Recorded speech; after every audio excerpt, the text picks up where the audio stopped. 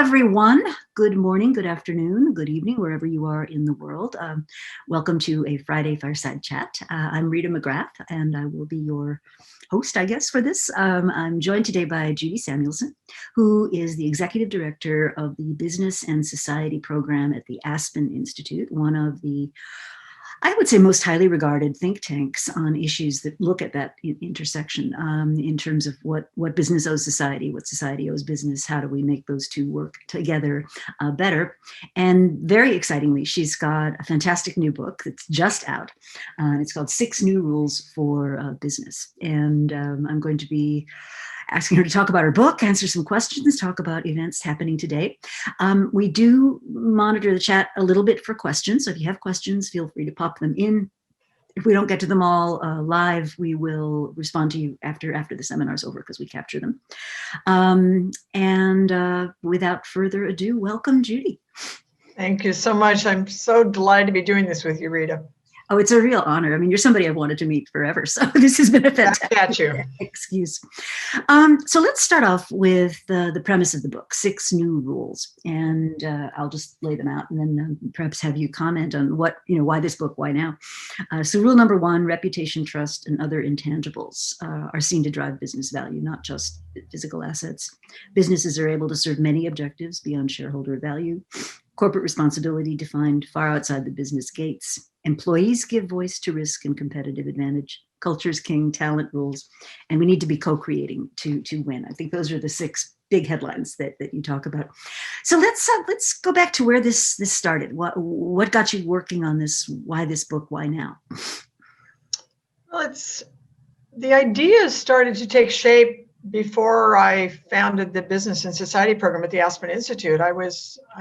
My background, I'd spent time in government in California, went to business school, was in banking. And then I went to the Ford Foundation where I ran what today would be called their impact investing program.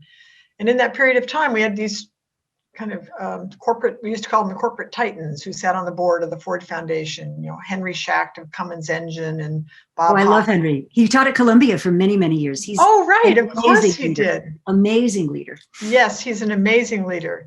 Bob Haas of Levi Strauss, a company that I write about a fair amount in the book, and David Kearns of Xerox, and they were saying, why doesn't the Ford Foundation ever talk about the business sector? It's steeped in economic development and communities, and it's almost like it was a missing piece of the puzzle, and it set us on a track where within a few years we had launched a program called the Corporate Involvement Initiative that was designed to take capital that we were investing in communities and assure that we were leveraging the capital in the private sector so we could have a bigger bang. And we had been doing that for a while, but we started thinking more consciously about businesses that seemed to be ahead of the curve, that seemed to more naturally embrace ideas and, like Levi Strauss, that had simply had a different ethic about how they worked with these communities in which they manufactured in the Southeast. That would be one example that caught our eye. And what came out of that was a desire to work in business schools. And I launched this program. And throughout this entire period of time, we moved from working in business schools only to working in business. And I've always been drawn to, where's the leverage point for change here? If we need business at the table, and we need business at the table, it is the most important institution of our day. We need to unleash its remarkable capacity, its global reach and distribution systems, its problem-solving skills, the talent, all of these things that you talk about. Mm-hmm. We need to unleash it to tackle our most complex problems. We won't get there without business, and if business plays to a different hand, it holds us back. And so I've gradually kind of collected these ideas over a long period of time. I had an opportunity to take a month off about 8 years ago, thanks to the Rockefeller Foundation, which gave me a month to think, and started on that. But so this has been in formation a long period of time, I guess is the way I would say, but it comes out of our work in dialogue, in working with change agents in the business sector and beyond. Mm-hmm. Well, and the book actually takes quite a long sweep of time, which I like, because it allows you to sort of see how various pivot points in the emergence of this story have occurred. And of course, one of the most famous stories is the Enron story. which a lot of younger folks that we talk to now, that's kind of ancient Right. history, but very much alive in the conversations that we're having today. And another story that I think is very moving is, and again, people have forgotten this, the story of Ray Vagelos and the river blindness medicine. And that was a moment. Meeting him was a real moment. So tell me about that, because I've only read the business case. I've never met him as a person. Well, I was still at the Ford Foundation.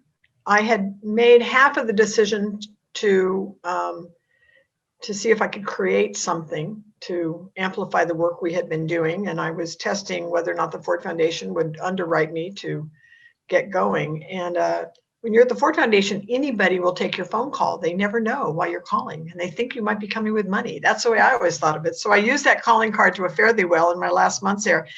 And I wanted to know more about this story. So the story that's written up in the Harvard business case, I went and spent an hour with him, and it changed what I thought about the purpose of the corporation.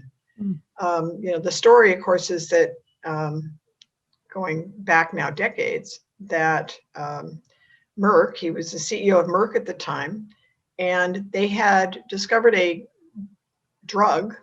They had the ability to produce a drug that they thought was going to be useful in something having to do with heart disease. So it could be a massive seller in developed countries. And instead, it was not serviceable for that, but it's kind of like off-list use. It was a cure for a devastating disease called river blindness. Mecdistan is a drug, and there's a much longer term for what river blindness is called in its scientific name, but it's a devastating disease, and it exists in some of the poorest parts of the world, in river valleys and in Africa in particular. And he had to make a decision about whether or not they would produce a drug that would have simply no revenue associated with it. And how would they go about doing that? And he tested the idea with his management team, he tried to find other people to take over the IP. But what takes you deep into the question of purpose is he knew they needed to proceed, because he knew at the core of Merck's success was their scientific talent. That was what they were about. That's what drove their success. That was their key asset. It wasn't about their ability to occasionally make a blockbuster drug. And he leaned into that, and he knew what it would mean to these scientists if they did not proceed and chose not to produce something that was a life-saving opportunity for people who needed it the most, and essentially negate the product of their scientists. And that was a change for me, because I all of a sudden peeled back this kind of idea about the purpose of the corporation and realized it really depends on the company. Every company has a different purpose, but if it's not connected to something as profound and as connected to their business model as it is at Merck, you may be missing the potential. Well, and I think in the business case, he's quoted as saying, I looked at our mission statement, and our mission statement says to preserve and protect human life. Right. It doesn't say anything about providing returns to shareholders. It doesn't say anything about protect and preserve human life as long as we can make a profit on it. It wasn't anything like that. And I think that his recognition, had he said no, the scientists would have felt betrayed. The company would have, clearly seen that he didn't believe it. And I see so many of these symbolic disconnects with senior leaders today, where, sure, the thing says preserve and protect human life, but what they're actually doing is something completely different. And I think it's produced a lot of disillusionment and cynicism. People, young people especially, see that and they go, what? Mm-hmm. And you compare in the book, Merck at the time with Valiant. Mm-hmm. Don't even know that I want to go there. Yeah, it's like can't be compared. I would say about Merck that this was not the only instance of them having built phenomenal goodwill as a result of that decision, and they are still producing this drug. They have stood by their commitment. Jeff Weiner, who's the CEO of LinkedIn, spoke to our group of fellows at one point, and he said something about trust, and I wrote him afterward, and I said, how do you define trust? And he said so clearly, and it stuck with me, he said, trust is standing by your commitments. That's what trust is all about. And this is a moment in which we need business leaders to stand by the commitments that they're making. And there's a lot of good examples of people to look to. But there's also, as you mentioned, Valiant, there's value destroying examples that we've learned from and hopefully will continue to learn from. Mm-hmm. Yeah, I mean, and this is a theme that I've certainly been very much involved with for the last probably decade, which is, and I work at a business school. Like, I get it. I get right. profits. I get shareholders. I mean, I understand they're an important constituency and everything. But a couple of things I think that have been, I'll say, points of ideology over the last, however you date it. Most people date it to the 70s and the Friedman doctrine, but maybe it even had its roots before. But this whole notion that, the shareholders deserve a return. And in the book, you have a very articulate rebuttal of that idea, which I know people like Bill Lazonick and others have also rebutted, which is that the shareholders who had investment at risk were those that invested in the initial stages of company formation or in the IPO. After that, everybody else is market trading. They're not. That's right. So I don't know if you'd like to go through that as just. Well, I just, there's another one of those epiphanies. It's a combination of Marjorie Kelly, who wrote The Divine Right of Capital, and Roger Martin, who wrote, Fixing the Game. And both have written many other things, but it's a design question. One of the rules in the book is that draws us to the fact that financial capital is no longer a scarce resource. It is not the center. It is not, we're no longer living in the time when car companies were, GM was at the top of the, asset tables. Companies are capital light. Companies go public without even raising capital in the market. All they're doing, they're basically just doing a listing in order to take out their original, investors. Mm-hmm. So why do we spend so much focus and narrative and design metrics for the capital markets? The impetus, and we have seen this for a very long period of time when we were first working on the questions post Enron around short-termism in business and capital markets. As we tried to assemble a table in dialogue, you would be able to feel how much more motivation there was for the issuers, the real companies, than there were for the capital markets actors who were seeing something through a much different lens. The motivation for those who actually are in business to create a product, a service that is not about financing a third party, but is close to their own reason for getting up in the morning is much more profound. And so, it's remarkable how much attention is still being paid to the share price, even though we've certainly seen a moment where there's been a lot of pulling back and saying, that era is over and we need to move on to one that is more robust and healthier, that puts the health of society at the center. Well, and there's a tremendous amount of work, which runs in parallel to, I think, the arguments you make in your book, looking at the financialization of the United States economy. And I think that's another piece of this story, which is today, you can get up in the morning, eat breakfast made by a company that's owned by a private equity firm. You can go to work in a vehicle that's been financed by a hedge fund. You can operate in a building which is owned by a real estate investment trust. You can go home from work, and the whole thing. I mean, the private sector has taken over so much of the economy, the real economy, and the private sector is not motivated by the same things that motivated builders. So just one very trivial example is the hotel business. Right. It used to be if you owned a hotel, you bought a bunch of land, you built a property, you operated, that was your business. Once people saw the capability of separating out the ownership of the real estate from the management of the hotel, which isn't a bad thing in and of itself, it brought capital into the business and everything. But what you now have is people who are in decision-making capabilities who actually have zero interest in what a hotel is. Right. As far as they're concerned, it could be a farm, it could be a museum, it could be a, whatever, because all we're interested in is the underlying real estate asset value. Right. And I think it just supports decision-making throughout the economy. And it raises a question about intentions. Like, what is the intention? When you make the decision to do that, what are you intending to do exactly? What's behind that decision? It calls me back to this, another of the rules in the book that I think we're experiencing in this moment so much that, employees are no longer viewed as just a cost of the business. The employees are the business. And yet we have companies that have up to, 50% or more of their so-called employees are really contractors today.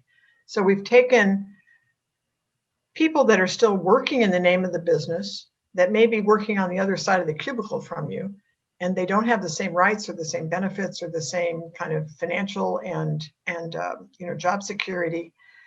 And not only is that something that's being exposed, but it's something that brings you back to say, well, why are we doing that? Like when we're outsourcing jobs, understandably, Apple probably needed to go offshore in order to get the manufacturing capacity that they needed to perfect the iPhone. There's certainly a case to be made for that. But when you're outsourcing jobs, are you looking to protect yourself? Are you looking to simply save money? And to what end? If 90% of our profits today are being returned to shareholders, back to the question of why, what are we aiming to do? So we have this incredible example in the last 10 days where 220 employees of Google have now formed a union. Employees are not going to stay quiet here, and they relate. They are like a force that is both looks at questions from the outside and is experiencing them on the inside and can make those kinds of connections. And those employees have invited contractors to be a part of that union. So it's not going to be the normal kind of union. It's going to have a different kind of voice, and we will see if it has the potential to grow and to become a force. I think watch this space, I think. Yeah, can you talk more about that? Because, there are a couple of really interesting articles that have come out in the last year or so. One of them was, there's no such thing as class warfare, the rich won. To have class warfare, you have to have two sides. Yeah. So that was one. And then another was just looking at some of the work Zeynep Ton, for example, at MIT has been doing. Great work, yeah. They're brilliant, absolutely brilliant. But her analysis that I think the number was 45 million Americans are working at jobs that pay less than $15 an hour, that have irregular hours, that are just horribly exploitative. I mean, it's like feudalism in a modern wrapping. Yep.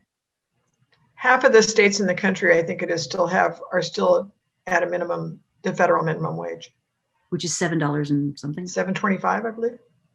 It boggles my mind. And has not changed in over a decade. So, So how did we get there? Because, I do think there is a lot of grievance sort of in the land about the game being rigged and, people not looking out for ordinary citizens. And there is a certain amount of empirical validity to that argument. So take offshoring, just as an example.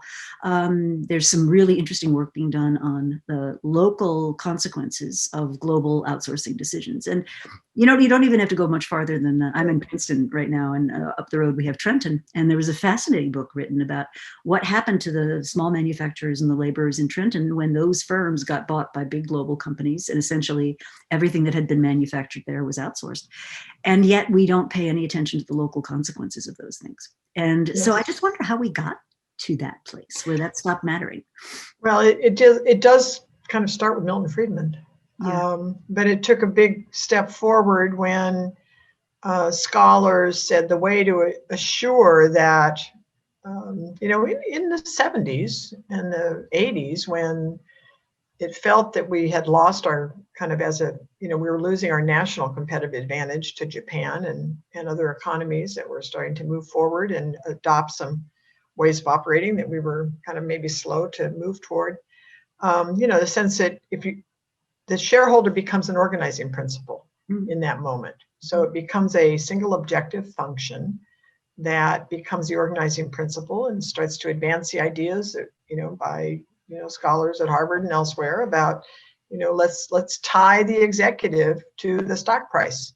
And then we'll all go home happy. And in the long run, we're all better off, and rising tide, et cetera, et cetera, et cetera. So a lot of those ideas have been undermined today by our reality, by the experience, and by our leaders, our business leaders, who have said it's not working for us. And some of them would say we've never run our business this way, and they're right.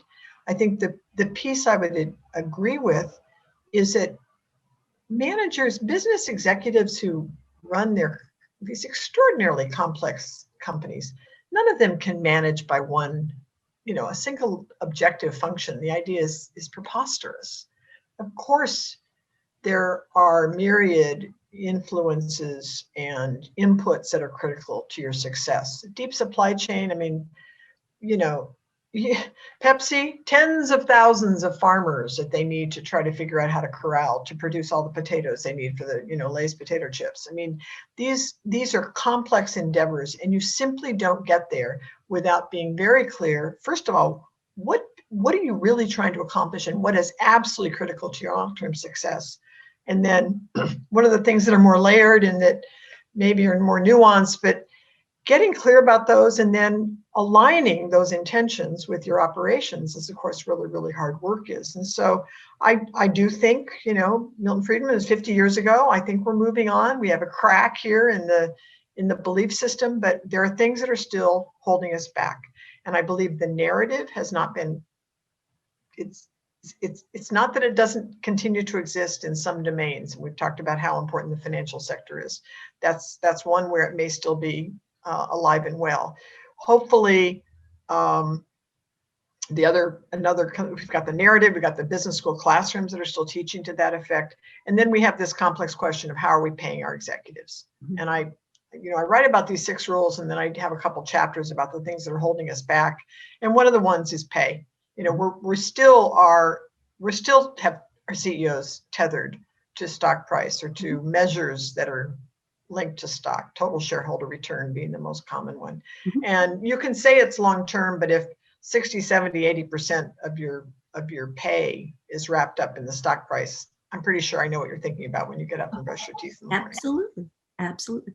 And and I think that's in many ways a story of unintended consequences, that all the decades of effort that have been made to do something about CEO pay have ended up actually unfortunately producing the consequence of where we are, which is this link to stock price and so forth. And very, just very, very interesting in terms of why do we so often get an outcome we didn't really intend to get. Yes, I think that's true. I really do believe when we had this amazing moment a year ago, August, when the Business Roundtable, which many of your listeners, I'm sure, or watchers here know what that is. But in case for those who don't, it's a group of 200 companies today that make up, it's the largest or most influential trade association of business executives. And they don't all walk in step with one another. I mean, they have their own enterprises. They come from different parts of the country, but they usually can agree on only a couple of things, reduce our taxes and get rid of regulation. But we're seeing this moment where that has shifted profoundly. And they did come out with a statement a year ago, August, essentially saying, we are going to restate the purpose of the corporation. Let's remind ourselves and commit to the fact that they call it stakeholders. I don't tend to use that language because I think it hides who we need to pay attention to, but they have to pay attention to their employees today. They are dominant. They are a dominant force. Mm-hmm. And are the real accountability mechanism in companies. They, of course, need to worry about the license to operate wherever they are. They know, is another one of the rules, the new rules, is that they don't really get to define responsibility. That mm-hmm. is defined way outside the gate. And we have lots of examples of clever NGOs who are tactically sophisticated at harnessing your brand and making a case example. For a larger purpose to be served, whether it's security of fisheries or the climate change or deforestation. I mean, I'd love to get into a couple of those examples because sure. I think we often just don't pick our heads up enough and say where are the points of leverage. And I think mm-hmm. one of the phrases in the book that really caught my attention was when Phil Knight was talking about Nike. And he said, right now, when people think of Nike, they think of child exploitation, they think of slavery, and they think of ecological, devastation. And that's not how I want people thinking about Nike. Right.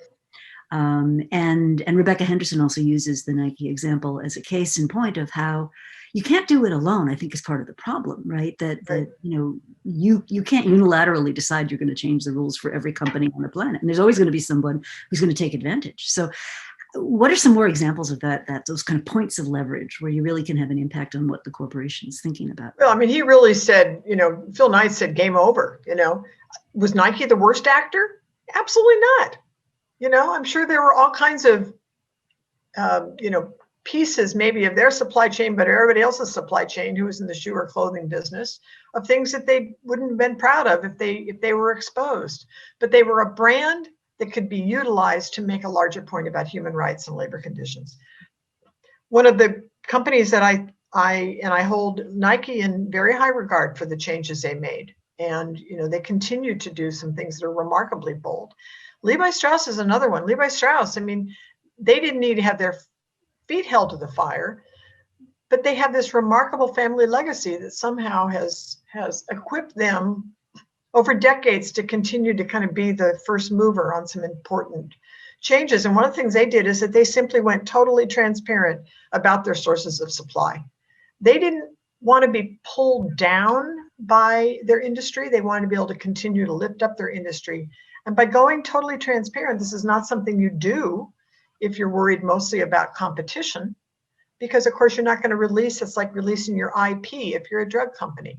So they released all of their source of supply because they believed that in the world of, radical transparency, it would lift everybody up, and that they would need to be held to a higher standard, and so that anybody could see where they were manufacturing. So those examples are important. There's a lot of examples in the environmental domain, companies that have been, McDonald's is a remarkable example. Their brand is always vulnerable because they're such a massive brand in the United States and around the world. They're vulnerable to any campaign that comes along. It started with styrofoam. It's now beef. And they have learned and are have really moved the needle on some remarkably important things by saying, we're always going to be targeted. We're used to that. We need to leapfrog forward and get a hold of an issue like beef and its contribution not only to carbon, but all kinds of other pieces of that supply chain that they don't control. It's controlled by no one, really. So they have to amass their entire supply chain, their competitors, as well as people who are downstream from them or upstream from them, in order to really make a change. And so that's a kind of work that companies that are really thinking longer term and are equipped to do so are doing. And they're partnerships. They require working well with intermediaries and NGOs and people they don't necessarily agree with. Mm-hmm. Mm-hmm. You talk about among the forces, and I'm a big believer in William Baumol, who was an economist at NYU for many years. And one of his lesser known but very important pieces of research was, he said, if you assume a given level of entrepreneurial talent in any society, that talent can be directed productively. So value creating new businesses, things that really make people's lives better, things that contribute to society. It can be unproductive. And he would put most of the financial sectors in that model. So allocating capital to various activities, that doesn't create new wealth. It does certain things that are necessary, but that's not where the next, life-saving drug is going to come from. And he said you can also have it destructive. And that's when the incentives in a society tilt towards corruption or, leaving behind the rule of law, ignoring property rights, those kinds of things. And so the question I would have is how we seem to have tilted so much more to the incentives in our economy being this kind of unproductive financial engineering, not the real economy. So how do we begin to move back? And, I'm encouraged that there's a lot of voices now. So I had Roger Martin on a fireside chat. I've talked to Rebecca Henderson, people like Peter Georgescu, certainly yourself, Thomas Piketty, writing about the inequality just distorting all the incentives in our society. But you and I were talking earlier, and the clouds are lifting a little bit. We've got a ray of sunshine. What do we do to capitalize on that? Well, I think it does start with, it's always this yin and yang, right? Yin and yang, that it starts with leaders, taking bold steps. And there's plenty to learn from here. But I am drawn, I'll come back for a second to this question of CEO pay. Mm-hmm. No one can do this for them. how will the change take place? There are some, it's not the only blind spot here, but I think I'd speak similarly about contract workers and our haste to outsource jobs in that respect.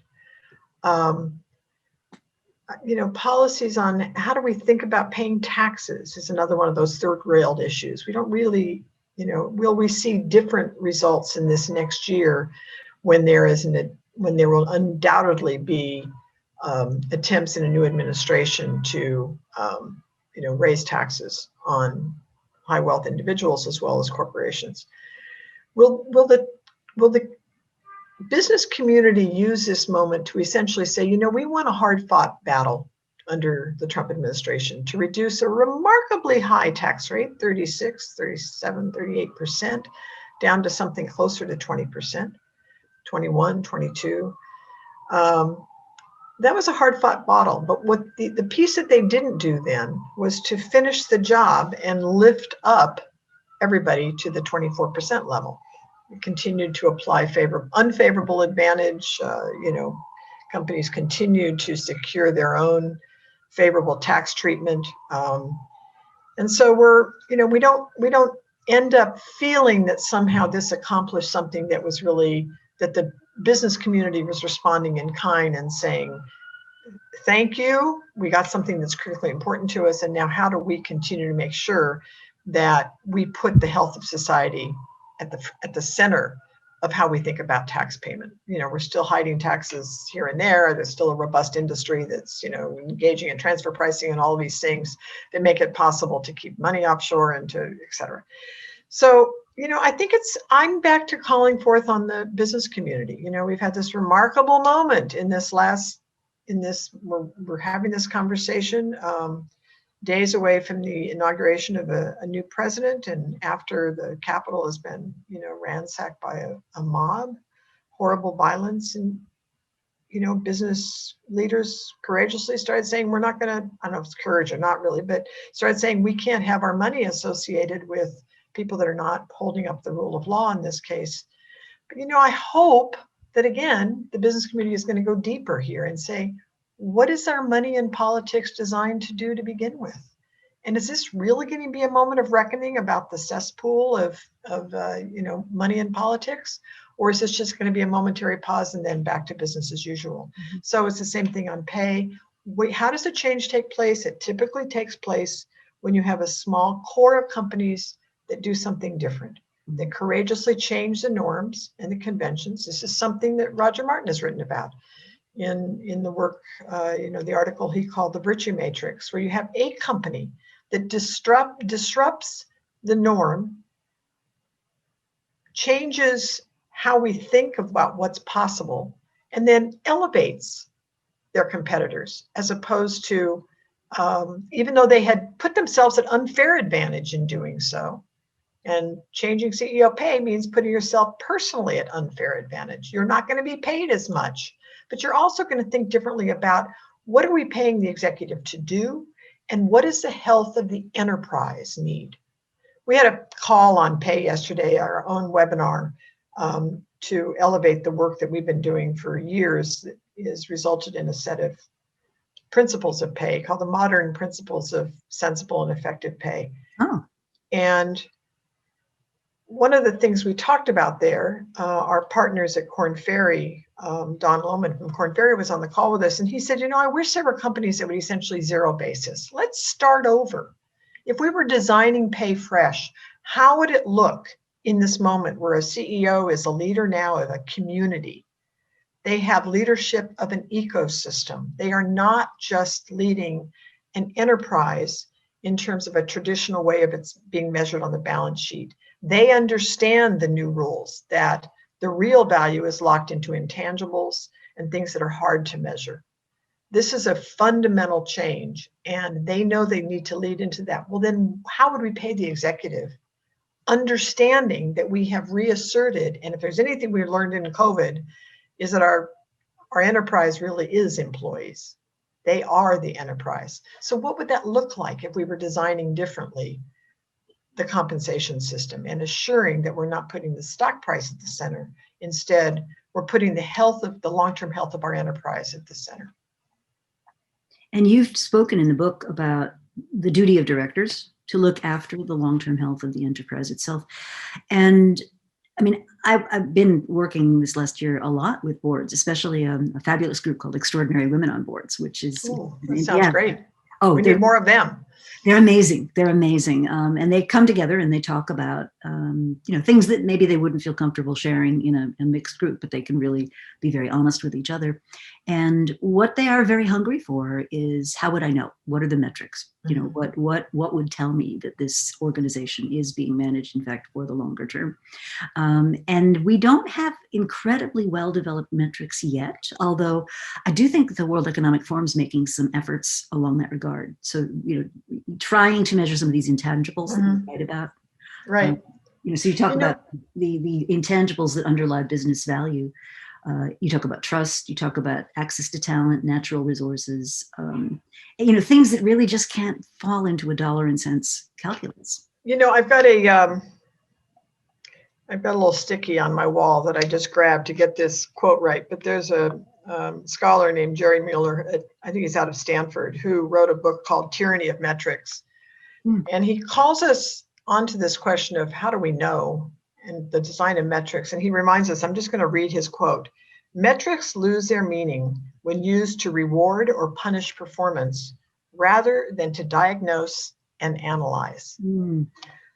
I love that thought, because a lot of the noise about metrics, ESG metrics, environments, social governance metrics, is about simplistic comparisons between firms designed for investors who want to raise money in pursuit of good ends, but need to be able to make comparisons to decide which companies get to go in the fund and which ones don't.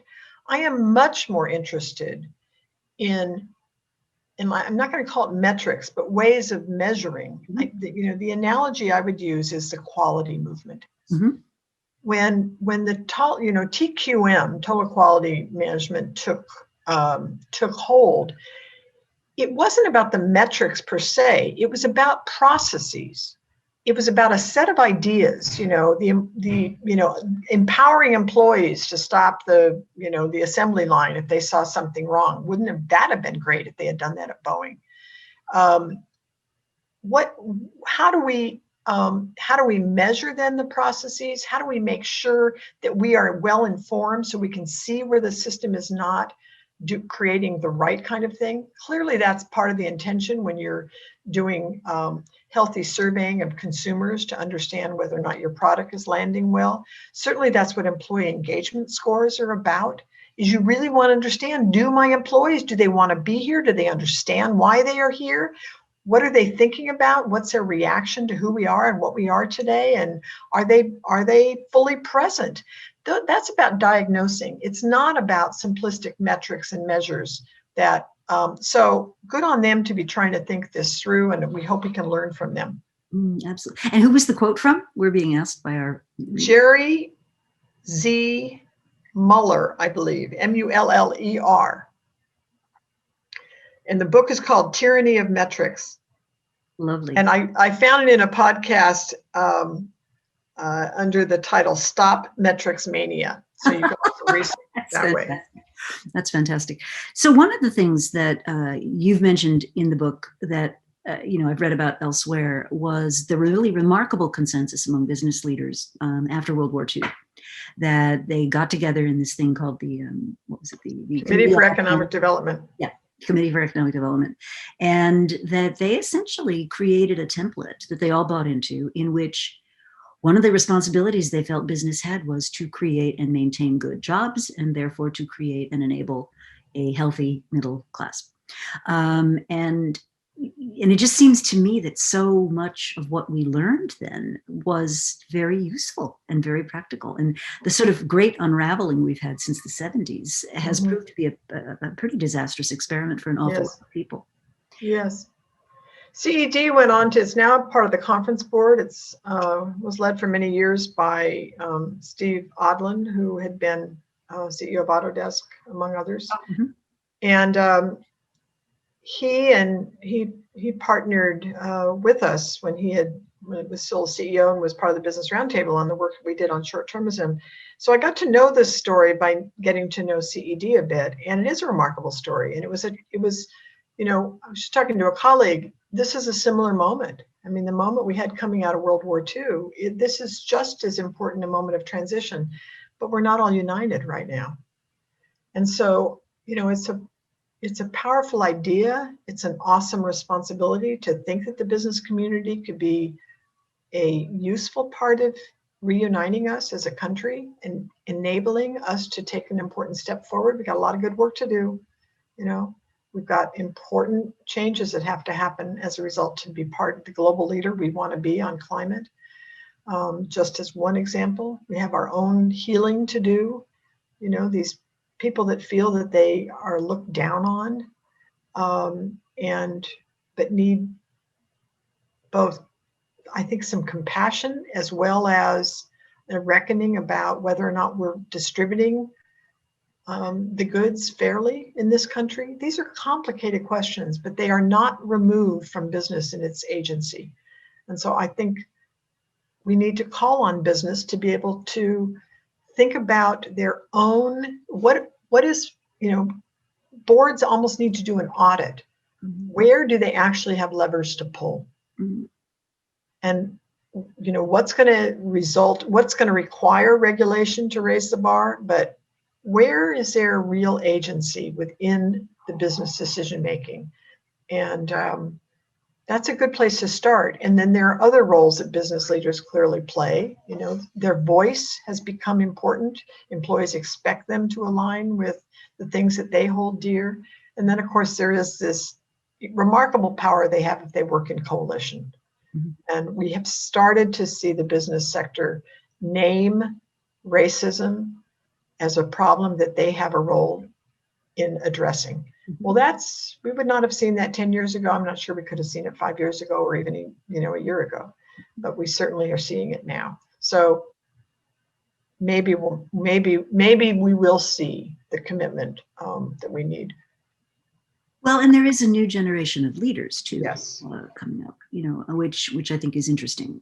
Yes. Certainly, when I first started teaching at the business school, which would have been in the early 90s, we were still very much in the, you know, leader as Jack Welch, superstar CEO on the front page of Forbes kind of moment. And I would say even in the business schools, what we've seen is, and they're probably slow. I mean, you write about this in the book, you know, that the business school curriculum is sort of so, the toolkit is so oriented towards these metrics that have been with us historically, these financial metrics. But I think we're starting to see a real shift in what people are, you know, looking for leaders to do. And in my own work of looking at how entities navigate through inflection points. So that's one of the things I've been looking at recently. And of course, you know, we're in the middle of this, like, oh my God, inflection point right now. You gotta write another book real quick this weekend, right? They actually want me to write an afterword to the original book. They want to rush out in paperback now. But one of the things that I have observed is that the leaders that seem to be best at getting us through this are not that Jack Welch archetype leader who sort of tells everybody what to do.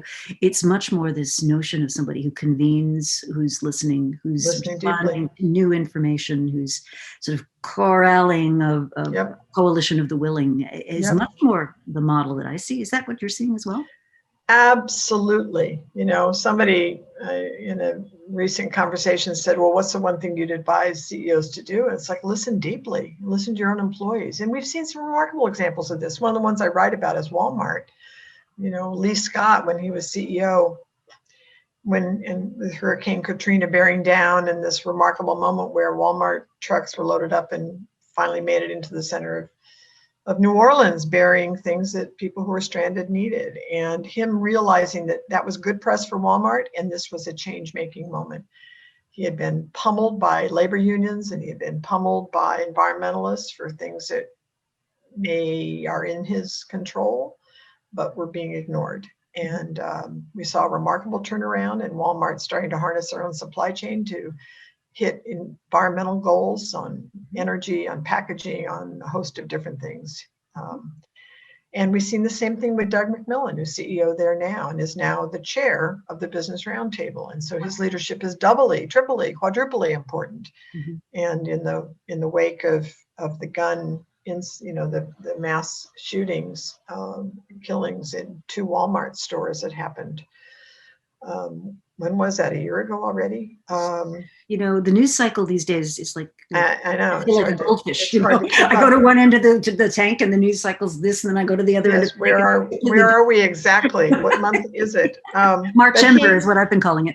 But what he did is he listened. He took that moment to listen deeply to his employees. And that gave him the answer, that they did need to pull more of the things that were associated with gun ownership. They had already stopped, selling many weapons, but they pulled the rest of it off the shelves, and I'm sure took their hit for the moment.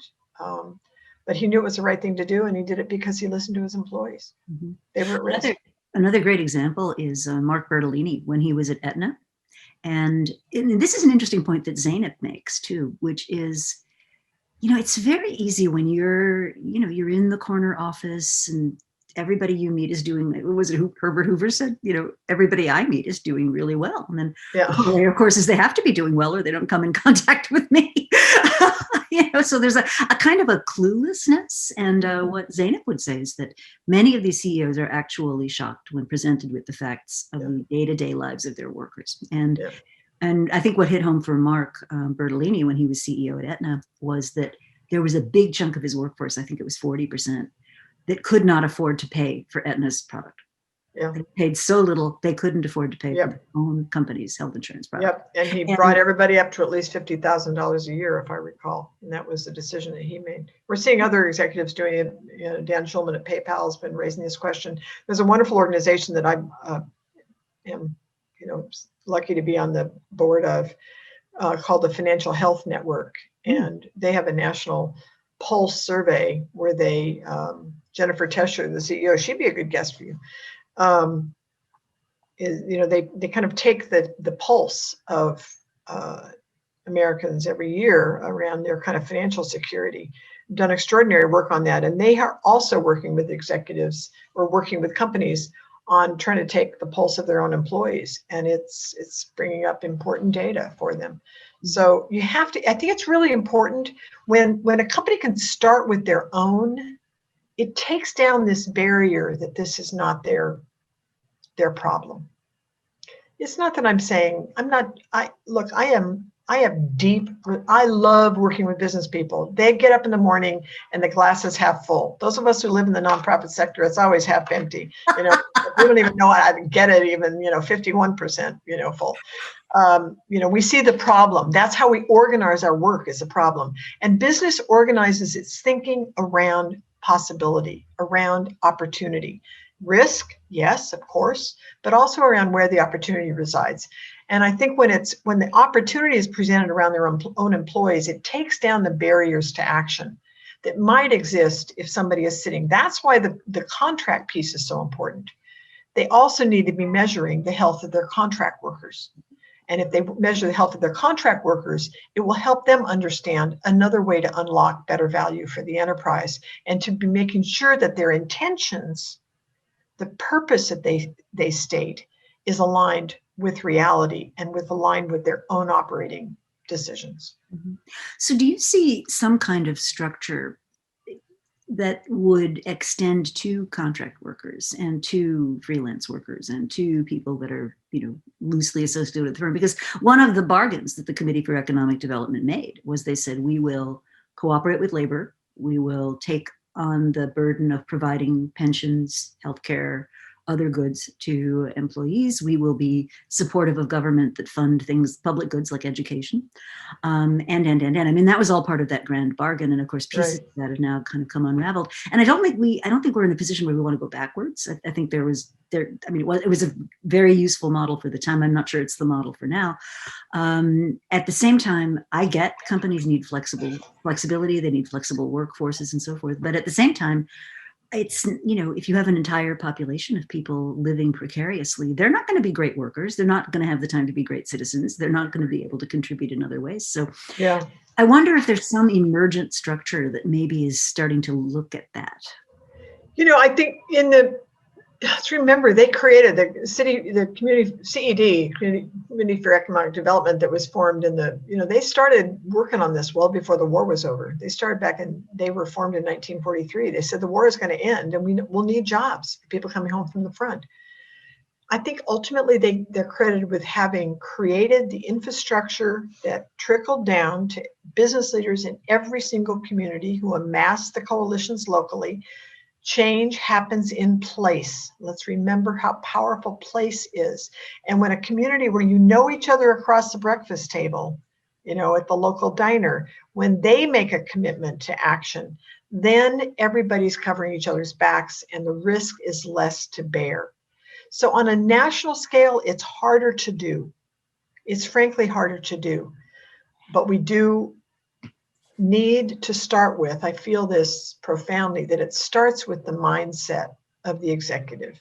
So I wouldn't be the right one to answer the question. I'd be happy to suggest to you people that you should talk to at the Aspen Institute, my colleagues who run other amazing programs like the Economic Opportunities Program and the financial, the programs that deal with financial security as well as jobs.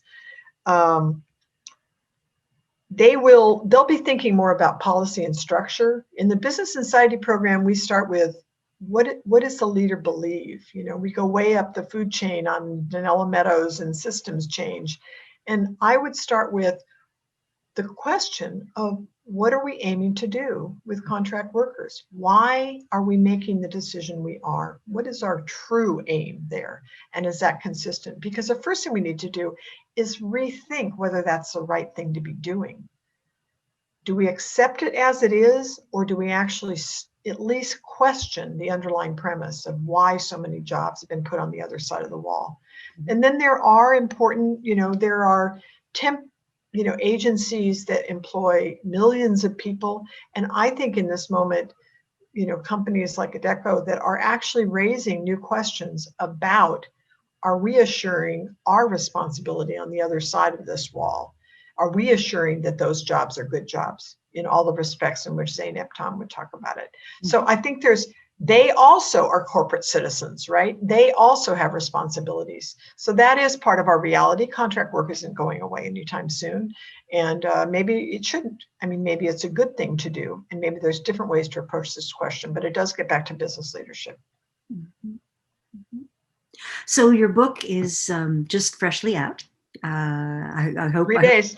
Yeah, I know. And well, you've been getting tremendous press. I mean, and I think partly the activities of last week have just, ripped so many bandages off of so many wounds that people are very hungry for positive insight, people that have some answers or at least the beginnings of the right questions.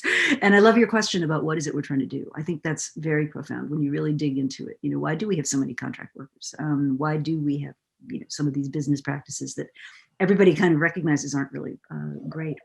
So what do you hope happens in the next, month or two? Where would you like to see some changes making? When I talk a lot, I was talking to a reporter for the Financial Times, and he was asking me the question, why would we, what are some of the indicators that we would start to see more human workplaces and more thoughtful societies and less inequality? And I said, well, what I'm seeing is lots of pockets of people from all kinds of backgrounds thinking about this. So we got thought leaders like yourself and Roger Martin and Rebecca Henderson and business leaders really coming out and saying, and people even in policy forums and so forth. So there's sort of these little bits of activity in a lot of different places, and I think it needs a spark. It needs something to kind of come together, and maybe that's what we're beginning to get toward now.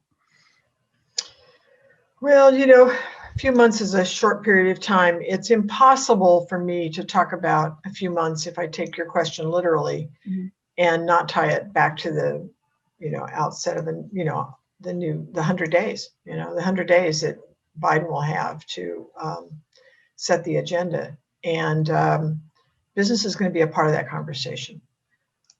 Without a doubt, I would put it's, clearly, I don't have to worry about the pandemic. Somebody else is going to worry about that one. So I'm not going to speak to that one, although we obviously all hope that we get better management of this going forward. And we know that as we keep on getting told by Marketplace every morning, the pandemic is the economy. So these are not unimportant questions, and presumably that is going to continue to be top priority for now. But, I'm hopeful that this is a moment of reckoning, and it is an opportunity for business leaders to really address some of the blind spots that exist here. And I think they do exist in the context of thinking about what's business's role and what's government's role. Robert Reich, I think, said it best, when he first started writing on these questions in the late 70s. And, I don't even know, possibly earlier than that. But I remember reading a manuscript that I think was released through the Berkeley Law Journal, or the Management Journal at Berkeley. And it was essentially saying, what is corporate social responsibility? You can't have it both ways. He was looking at the question of money in politics, that you can't expect the rule of law and at the same time be using money to turn the law to your own advantage. So will we see it, business leaders don't lose their voice. They gain their voice if they put it's a society at the center of these questions. Most business leaders, we've seen this work that Jeff Sonnenfeld has been doing to kind of early morning phone calls among chief executives to help them listen to one another about what to do in this moment. And I hope it's a real reckoning, because I think we'll see it in the posture around political spending. The most important one for me is climate. What happens on climate? And will the business community amass the kind of coalition building that supports the next administration in bringing about profound change on getting a price on carbon? That problem is not going to recede. It's going to continue to pummel us, and it hurts people disproportionately. People who have less means have a harder time contending with it, and it's been devastating for communities all over the world.